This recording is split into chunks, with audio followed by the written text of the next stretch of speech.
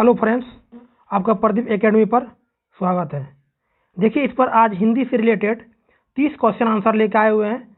आप कितनी तैयारी कर लिए हैं आप इससे समझिए और देखिए। अगर आप जानते हैं तो इसका आंसर दीजिए। इसका क्वेश्चन आंसर सही लेकर आए हुए हैं। देखिए, नंबर 1 है, पहला नंबर है, निम्नलिखित में से कौन सा समाज भाषा विज्ञान का हिस्सा नहीं है। पहला नंबर है, सत्तात्मक कारकों, सामाजिक, आर्थिक तथा राजनीतिक तथा भाषा परिवर्तन पर उनके प्रभावों का अध्ययन। ये भी देखिए सही है। इसमें निगेटिव क्वेश्चन पूछा गया है, इसलिए आपको निगेटिव इसमें आंसर ढूंढना है। बोलने से संबंधित कुछ विशेषताओं के प्रति लोगों के व्यवहार का अध्ययन।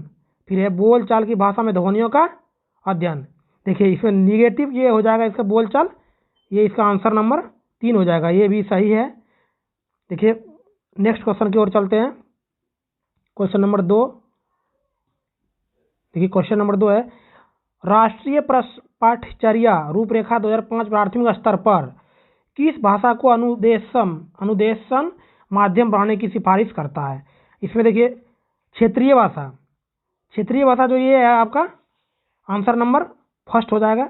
मातृभाषा है तो देखिए, मातृभाषा सभी जगह सबका अपना मातृभाषा होता है, लेकिन क्षेत्रीय भाषा में उसको बताना चाहिए। राष्ट्रीय पाठ्यचर्या रूपरेखा 2005 प्राथमिक स्तर पर किस भाषा को अनुदेशन माध्यम बनाने का सिफारिश किया है, तो क्षेत्रीय भाषा को अनुदेशन सिफारिश किया है।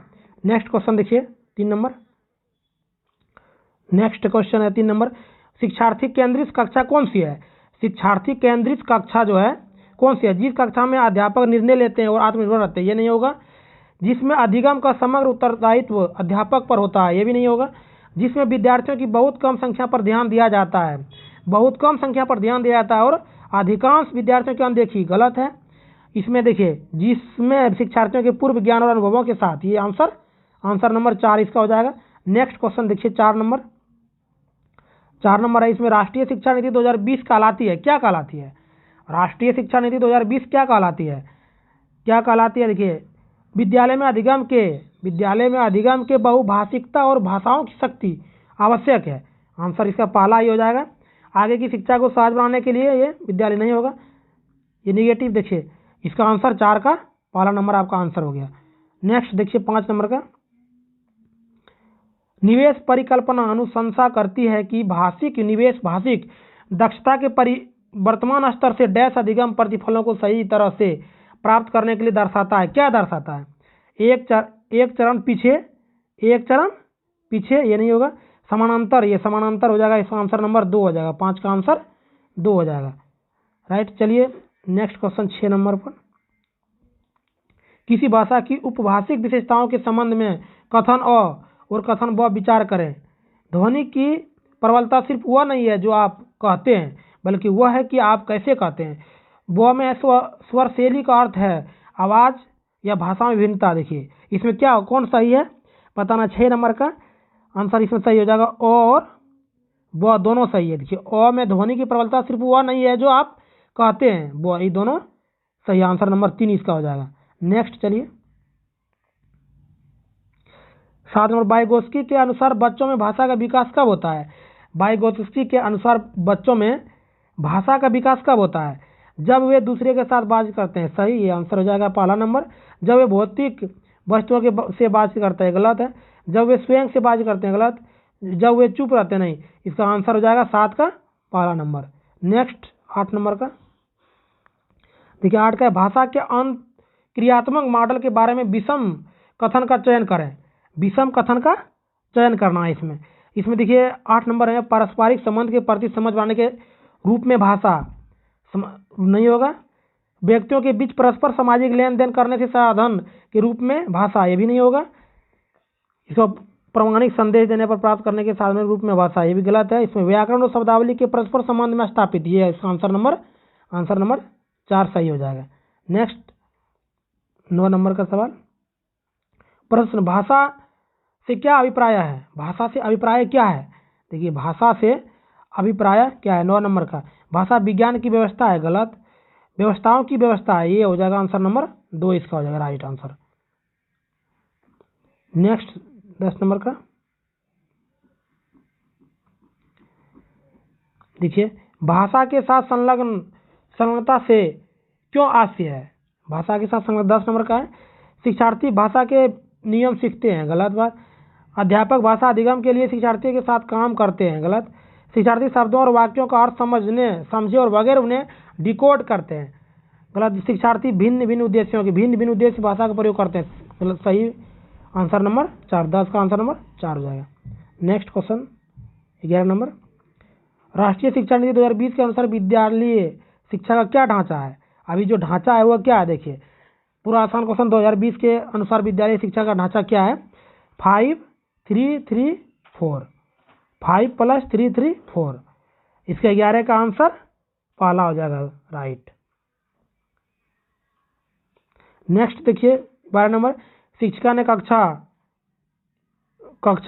1 के विद्यार्थी को 6 के समूह में बांटा और उन्हें बिना अंत वाली एक लघु कथा दी। उसके बाद उसने कल्पना करने, चर्चा करने, अंतिम रूप देकर कहानी का अंत लिखने के लिए कहा। इस गतिविधि के द्वारा शिक्षिका उनके किस कौशल का विकास कर रही है? किस कौशल का विकास कर रही है शिक्षिका? उसका किस विकास का कौशल कर रही है? देखिए नियंत्रित लेखन, ये गलत है। निर्देशित नहीं, रचनात्मक लेखन, ये रचनात्मक करने के लिए उसको बता रहे हैं। आंसर नंबर 12 का 3 हो जाएगा। नेक्स्ट 13 नंबर देखिए, निर्देशित रचना सामान्यतः किस पर प्रस्तुत करनी चाहिए? निर्देशित रचना जो है किस पर प्रस्तुत करना चाहिए? वो अव्यक्त स्तर पर, आरंभिक स्तर पर, किशोरावस्था के स्तर पर, वयस्क के स्तर पर, किस पर मतलब उसको स्थापित या प्रस्तुत करना चाहिए? 13 नंबर का देखिए आंसर नंबर पर आरंभिक स्तर पर उसको स्थापित करना चाहिए, आंसर नंबर 2। नेक्स्ट देखिए 14 नंबर का, निम्नलिखित में कौन सी निम्न में से किस पर कविता की कक्षा में चर्चा करने की आवश्यकता नहीं है? कविता का चर्चा करने की आवश्यकता नहीं है। निगेटिव क्वेश्चन पूछा है इसमें 14 नंबर का। देखिए इसमें कविता के विचारों और थीम पर ये राइट सही है। तुकबंदी पर ये भी सही है। काव्य साधनों पर ये भी सही है। व्याकरण पर ये गलत है। निगेटिव आंसर 4 नंबर इसका आंसर हो जाएगा। देखिए नेक्स्ट 15 नंबर का सवाल, झारखंड के एक गांव में रहने वाली एक शिक्षार्थी अपनी मातृभाषा और हिंदी जानती है जो उसके घर और आस पड़ोस में बोली जाती है। वह विद्यालय में अंग्रेजी सीखती है और कौन सी भाषा अर्जन के और कौन सी भाषाएं भाषा अधिगम के अंतर्गत आती है? भाषा अधिगम के अंतर्गत आती है। 15 नंबर का, इसमें देखिए भाषा मातृभाषा और हिंदी भाषा अर्जन के अंतर्गत आती है, अंग्रेजी भाषा अधिगम के अंतर्गत आती है, हिंदी भाषा अधिगम के अंतर्गत आती है। 3 भाषाएं भाषा अर्जन के अंतर्गत आती हैं। 3 भाषाएं भाषा अर्जन के आती है। इसका आंसर एक, ये जो है आपका ये भी सही हो जाएगा और ये भी सही है, इसलिए आंसर नंबर 1 इसका सही होगा। 1 और 2 इसका आंसर सही है 15 नंबर का। चलिए नेक्स्ट 16 नंबर का सवाल देखते हैं। 16 नंबर का, निम्नलिखित में से कौन सी गतिविधि कहानी पढ़ने के बाद विद्यार्थियों में निष्कर्ष निकालने का कौशल विकसित करने की आवश्यकता या सर्वाधिक उपयुक्त विधि है, गतिविधि है? देखिए इसमें है 16 नंबर का, इस कहानी में आप स्वयं को कहाँ रखना चाहेंगे? आप कहाँ रखना चाहेंगे स्वयं को कहाँ? इस कहानी में एक पात्र ने जिस तरह से प्रतिक्रिया दी, क्या उसी तरह से प्रतिक्रिया देने वाले व्यक्ति को आप जानते हैं? तो आंसर इसका 2 नंबर का सही हो जाएगा। नेक्स्ट 17 नंबर, निम्नलिखित में कौन सा प्रामाणिक पठन सामग्री के उद्देश्य को प्राप्त करने में मदद करेगा? ध्वनि की सूची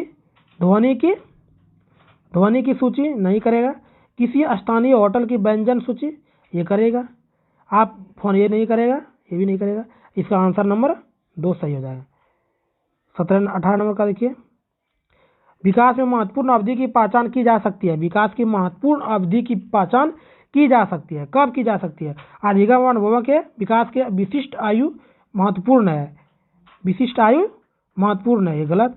विकास की एक विशिष्ट अवधि के दौरान हुए अनुभवों के आधार पर अधिगम पर बहुत बड़ा पड़ता है। ये आंसर नंबर 2 इसका सही हो जाएगा। नेक्स्ट 19 नंबर का सवाल, भाषा में किन्हें ग्राह्य कौशल कहते हैं? यानी भाषा में ग्राह्य कौशल किसे कहा जाता है? देखिए श्रवण था वाचन कौशल, श्रवण था पठन कौशल, वाचन था लेखन कौशल, वाचन था पठन कौशल। इसमें कौन सा जो अच्छा है? श्रवण और तथा पठन कौशल, ये इसका सही होगा। आंसर नंबर 2, भाषा में किन्हें ग्राह्य कौशल कहते हैं? ग्राह्य कौशल श्रवण था पठन कौशल को कहा जाता है। नेक्स्ट 20 नंबर का सवाल देखिए, भाषा प्रवास से क्या तात्पर्य है? भाषा प्रवास से तात्पर्य क्या है? शुद्ध वर्तनी लिखना, ये भी नहीं होगा। अपने शब्दों में कहानी की सार लिखना, गलत। व्याकरण के नियमों को स्पष्ट करना, गलत। सजग गति के साथ वाचन अथवा लेखन, ये है आपका सही आंसर 4 हो जाएगा। 21 नंबर का देखिए नेक्स्ट क्वेश्चन, निम्नलिखित में से कौन सा विचार भाषाविद नाम चॉम्स्की द्वारा प्रस्तुत किया गया है? नाम चॉम्स्की द्वारा प्रस्तुत किया गया है। 21 नंबर का देखिए, मनुष्यों में भाषा अर्जित करने की जन्मजात क्षमता होती है, ये इसका नॉन चॉम्स्की यही बोले थे, मनुष्यों में भाषा अर्जित करने की जन्मजात प्रवृत्ति होती है। आंसर नंबर 1 इसका पहला ही हो जाएगा। नेक्स्ट देखिए 22 नंबर का, कक्षा 8 के शिक्षार्थी अंग्रेजी को द्वितीय भाषा के रूप में सीख रहे हैं। एक निदानात्मक परीक्षण का यह दर्शाता है कि उनमें से अधिकतर केवल कक्षा 2 तक ही पाठ्य वस्तु पढ़ सकते हैं। निम्नलिखित में कौन सी कक्षा की दिनचर्या अधिक शिक्षार्थी को भागीदारी निभाने और आगे बढ़ने से में सक्षम बनाएगी?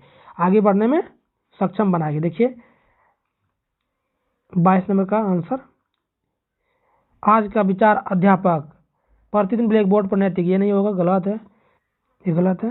उसका देखिए, समाचार कौन शिक्षार्थी समाचार पत्र के लेखन को साझा करते हैं, गलत।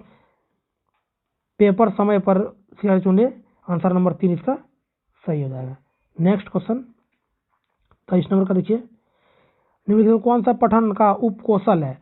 कौन सा पठन का उपकौशल है? 23 नंबर का देखिए आंसर इसमें लिपिबद्ध करना, अनुमान लगाना, ये आपका अनुमान लगाना सही है। नेक्स्ट 24 नंबर का देखिए, निम्नलिखित में कौन सा सामाजिक बोली को परिभाषित करता है? सामाजिक बोली को किसने परिभाषित करता है? व्यक्तियों के समूह अथवा समुदाय की भाषा की विशेषता, ये आंसर नंबर पहला इसका सही हो जाएगा। नेक्स्ट देखिए 24 नंबर का, भूति किसी कार्यक्रम के बारे में विशिष्ट सूचना प्राप्त करने के लिए पत्रिका पढ़ती है, उसके पठन को क्या कहेंगे? यानी किसी पत्रिका को पढ़ रहा है, उसके पठन को क्या कहेंगे? बारीकी से पढ़ना, ये इसका आंसर हो जाएगा। नेक्स्ट 26 नंबर का देखिए, निम्नलिखित में कौन सा भाषा के विषय में सत्य नहीं है? भाषा के विषय में सत्य नहीं है 26 नंबर का, तो प्रत्येक भाषा की लिपि होती है, होती है। भाषा की लिपि की आवश्यक नहीं है, गलत। व्याकरण गलत, ये आंसर इसका हो जाएगा सही, लिपि होती है। 27 नंबर का देखिए, एक शिक्षार्थी अपने संज्ञानात्मक स्तर से एक सोपान ऊपर के अपठित गद्यांश समालोचनात्मक सराहना द्वारा अपनी पठन क्षमता प्रदर्शित करती है। यह किसके अधिक निकट है? तो यह बोधगम्य निवेश के अधिक निकट है, आंसर नंबर 1 इसका हो जाएगा। नेक्स्ट फिर देखिए 28 नंबर का, निम्नलिखित में कौन सी लेखन की विशेषता नहीं है? कौन सा लेखन का विशेषता नहीं है? मौखिक रिपोर्ट प्रस्तुत करना, ये अच्छा संगठन, स्पष्ट उद्देश्य, व्याकरण परिशुद्धता, मौखिक रिपोर्ट प्रस्तुत करना, ये जो है लेखन से संबंधित नहीं, इसका आंसर ये हो जाएगा। विशेषता नहीं, निगेटिव क्वेश्चन पूछा, अच्छा संगठन, ये नहीं होगा, ये नहीं, इसका आंसर 1 नंबर का हो जाएगा। नेक्स्ट फिर 29 नंबर का देखिए, बच्चे किस अवस्था के दौरान तरह तरह के अक्षरों मिलाकर ध्वनियाँ निकालनी शुरू कर देती है? जैसे बा दा दा दा, किस अवस्था में करती है, मतलब ध्वनियाँ निकालना शुरू कर देती है? 29 नंबर का, किलकारी बलबलाने की अवस्था में, जब वो बलबलाने लगता है उस समय की। नेक्स्ट क्वेश्चन 30 नंबर का, एक भाषा शिक्षिका अपनी कक्षा की शुरुआत सामान्यतः कुछ निश्चित परिस्थिति की देखकर कुछ प्रश्न प्रस्तुत कर अपने अनुभव साझा कर आदि द्वारा करती है, इसे कहा जाता है, क्या कहा जाता है इसे? पठन पूर्व कार्य, आंसर नंबर ए। अगर आप लोगों को वीडियो अच्छा लगा होगा तो शेयर करें और चैनल को सब्सक्राइब जरूर करें। थैंक्स।